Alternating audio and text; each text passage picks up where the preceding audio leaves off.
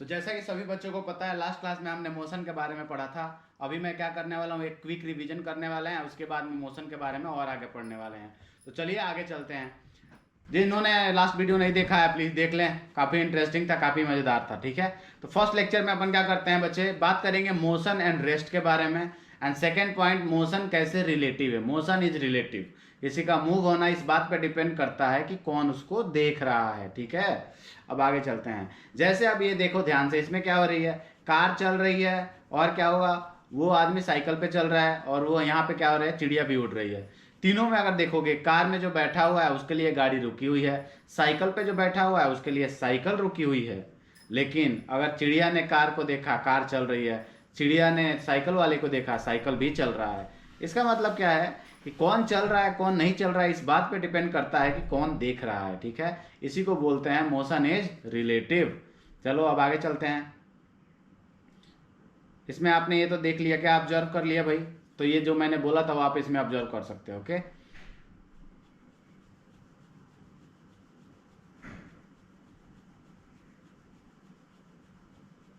सो अपने क्या लेट्स अब क्या करते हैं, मोशन के बारे में फर्दर मैं आपको बताता हूँ। ओके, सो मोशन तो सभी बच्चों को समझ में आ गया। मोशन का मतलब सम मूवमेंट की बात हो रही है, कोई ना कोई पोजीशन अपना चेंज कर रहा है, जगह बदल रहा है। ठीक है, अब आगे चलते हैं।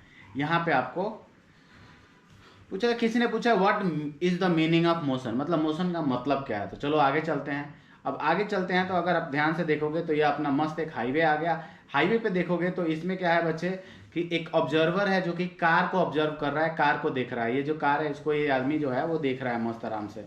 ये आदमी जो है इसका ध्यान कहाँ है, इस कार के ऊपर है कि कार क्या करने वाली है। अब देखो क्या होगा, कार चलने लगी तो ऑब्जर्वर भी सोच रहा है अच्छा कार चल रही है क्या। सो जो ऑब्जर्वर ने क्या देखा कि कार पहले किसी पोजीशन पे थी, बाद में किसी और पोजीशन पे चल गई। इसका मतलब क्या हुआ कि भाई चीजें जो होगी, कार की पोजीशन चेंज हो रही है जहां पे वो आदमी देख रहा है उसके रिस्पेक्ट में। ठीक है, so car is in motion. Car कैसा है, मोशन है, क्योंकि कार ने अपना एक जगह से दूसरी जगह पोजीशन चेंज कर लिया है। अब आगे चलते हैं। इसका मतलब क्या हुआ बच्चे, तो सिंपल सी बात है, मोशन का डेफिनेशन क्या होगा, a body is said to be in motion when it changes its position with respect to its surrounding. मतलब कोई भी बॉडी जब अपनी पोजीशन एक जगह से दूसरी जगह चेंज करती है उसी को क्या बोलते हैं अपन, मोशन बोलते हैं। इंग्लिश वाले बच्चे से अगर पूछा जाए मोशन कैसे है तो यू कैन डिफाइन कि क्या होता है बच्चे, the body is said to be in motion when it is changing its position with respect to the observer और इट्स सराउंडिंग। हिंदी वाले बच्चे लिख सकते हैं, जब भी कोई भी पार्टिकल, कोई भी वस्तु अपनी जगह एक जगह से दूसरी जगह चेंज करती है विद रिस्पेक्ट टू ऑब्जर्वर, तो देख रहा है, उसको बोलते हैं अपन मोशन। अब आगे चलते हैं। आगे चलो, अब देखो ये क्या, घड़ी चल रही है कि नहीं चल रही है, घड़ी चल रही है। घड़ी चल रही है तो इसमें क्या हो रही है भाई, जो भी नीडल है वो इधर से उधर मूव हो रही है। नीडल क्या हो रही है आपकी, मूव हो रही है। अगर नीडल मूव हो रही है इसका मतलब क्या है, क्लॉक हमेशा चेंज हो रहा है। क्लॉक हमेशा चेंज हो रहा है, इसका मतलब क्या है, सिंपल सी बात है, ये क्या है, इसका पोजीशन चेंज हो रहा है। पोजीशन चेंज हो रहा है तो ये एक मोशन में है। किसमें है, ये एक मोशन में। क्यों मोशन में है, कभी 3 पे था, कभी 4 पे था, कभी 5 था, कभी 6, कभी 7 एंड सो ऑन। इसका पोजीशन बार बार चेंज हो रहा है। पोजीशन चेंज होने की वजह से क्या हो गया, आपका मोशन में हो गया।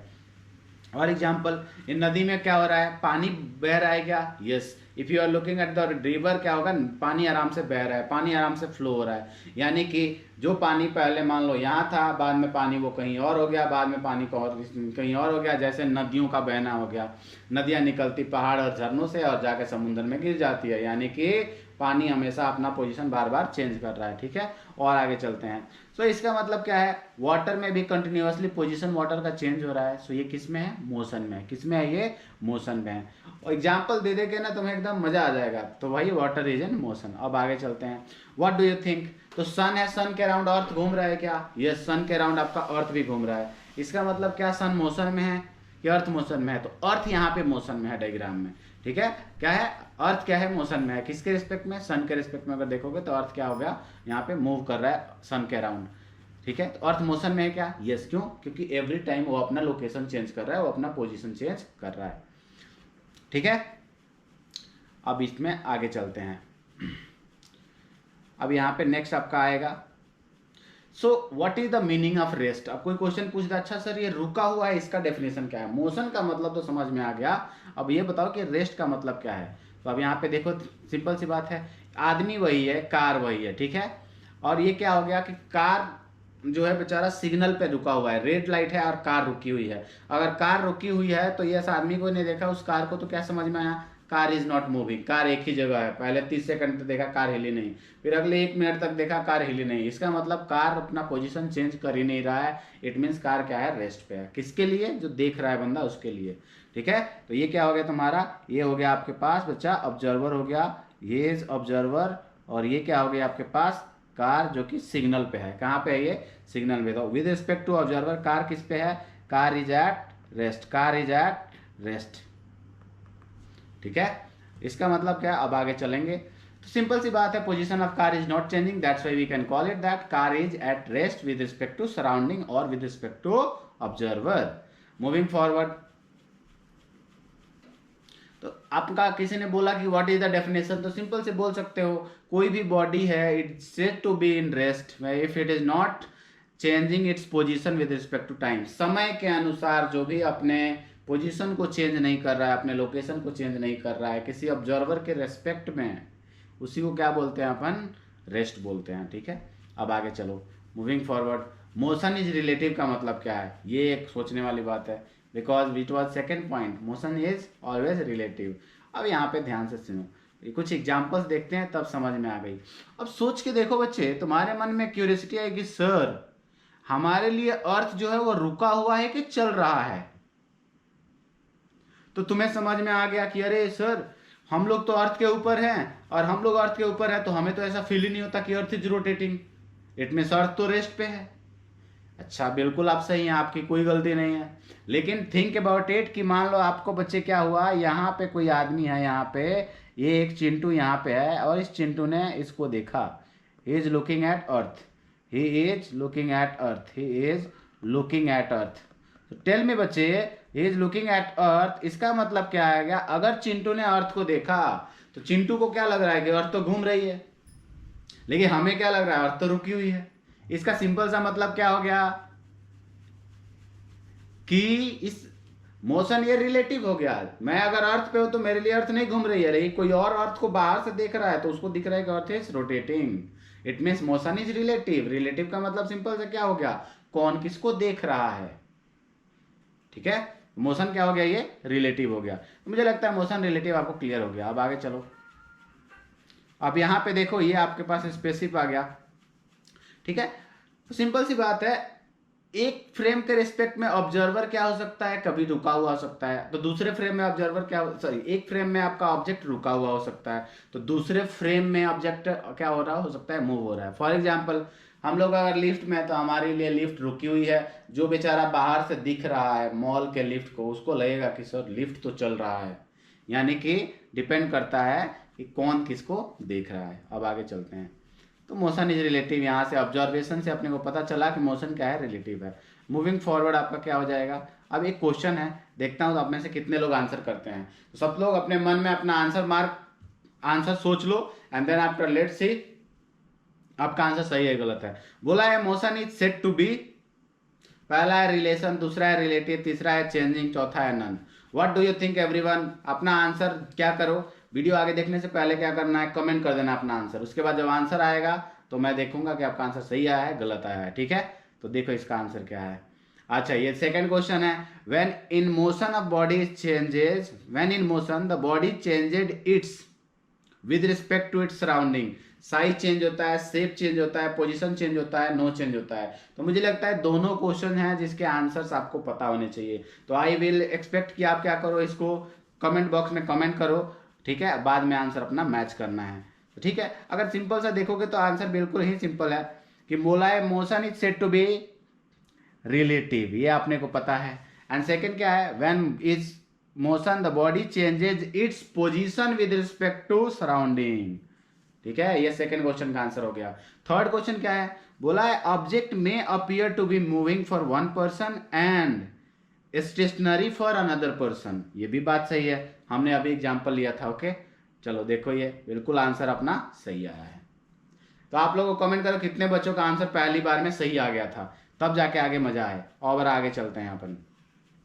तो अब मोशन, डिफाइन, रेस्ट, ये तीन के तीनों आप लोगों का क्या है भाई, होमवर्क है, ध्यान सुन लो। ये तीनों के तीनों क्या है, जो भी बच्चे को मन में आ रहा है, जो भी मन में आ रहा है अपने मन से डेफिनेशन जो है कमेंट बॉक्स में कमेंट कर दो, ठीक है। लेट्स सी किस बच्चे का सबसे ज्यादा आंसर करेक्ट आता है। तो पहला डिफाइन मोशन, तीसरा डिफाइन रेस्ट, चौथा है मोशन इज रिलेटिव। ये तीनों में अच्छा डेफिनेशन फिजिक्स में कैसे देते हैं, जो तुम्हें लगे वो अपने हिसाब से डिफाइन करके आप लिख सकते हैं, बस वो क्या है, लॉजिकली करेक्ट होना चाहिए।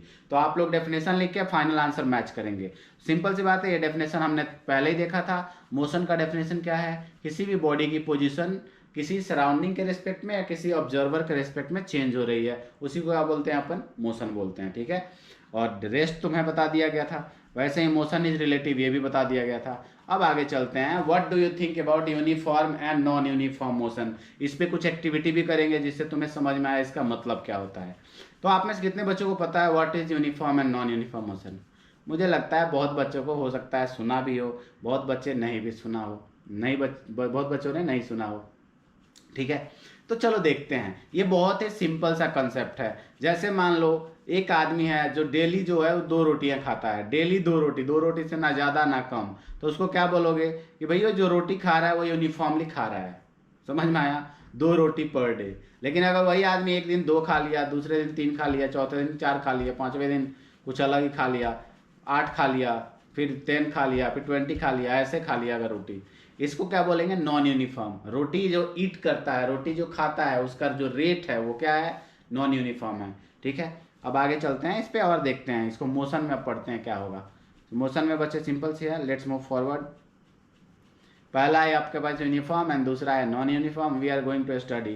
तो सिंपल सी बात है, अगर मोशन डिराइव करना है, डेफिनेशन क्या होगा यूनिफॉर्म मोशन का, if you are doing anything in equal interval of time, ऐसी चीजों को अपन क्या बोलते हैं बच्चे, यूनिफॉर्म बोलते हैं।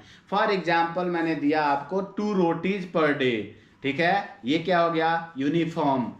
लेकिन अगर मैं पूछूं नॉन यूनिफॉर्म क्या होगा, पहले दिन 2 रोटी, तीसरे दिन 3 रोटी, चौथे दिन कुछ 10 रोटी खा लिया, this is non uniform. Similarly in motion what is happening, if someone is asking what is the uniform motion, तो बोलोगे इक्वल इंटरवल ऑफ टाइम में अगर कोई इक्वल डिस्टेंस ट्रेवल करता है that is called uniform motion. For example आपका क्या हो जाएगा, मान लो 1 सेकेंड में किसी ने 1 मीटर चला, 2 सेकेंड में किसी ने 2 मीटर चला, 3 सेकेंड में किसी ने 3 मीटर चला, तो क्या हो रहा है, ये यूनिफॉर्म मोशन हो गया। कैसा हो गया, ये यूनिफॉर्म मोशन। लेकिन 1 सेकेंड में किसी ने 1 मीटर चला, 2 सेकेंड में किसी ने 10 मीटर चला, 3 सेकेंड में किसी ने 30 मीटर चला, this is non uniform motion, okay. अब चलो इसमें देख लो, जैसे इसमें आपके पास ये मस्त क्लॉक का एग्जाम्पल है, तो क्लॉक का यूनिफॉर्म मोशन है, बोलोगे यस। कैसे, बिकॉज क्या होगा बच्चे, एवरी इंटरवल में वो इक्वल डिस्टेंस ट्रेवल करता है। सभी बच्चों को इसमें पता होना चाहिए, आई थिंक आप लोगों को पता भी है, ठीक है।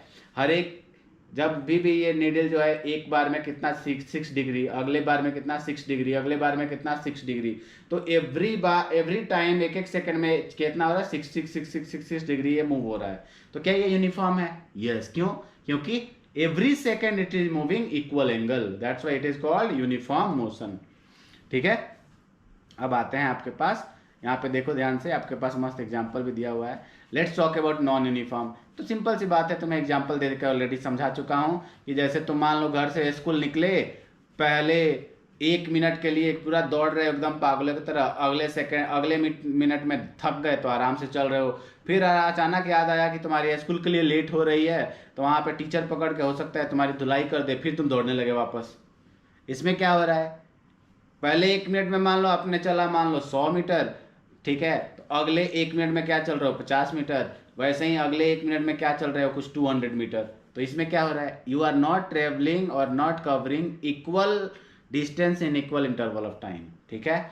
इसको क्या बोलेंगे अपन, नॉन यूनिफॉर्म मोशन। मुझे लगता है सभी बच्चों के बात समझ में आ गई होगी, हाँ या नहीं, कुछ कमेंट वमेंट करो, पता चले मुझे भी।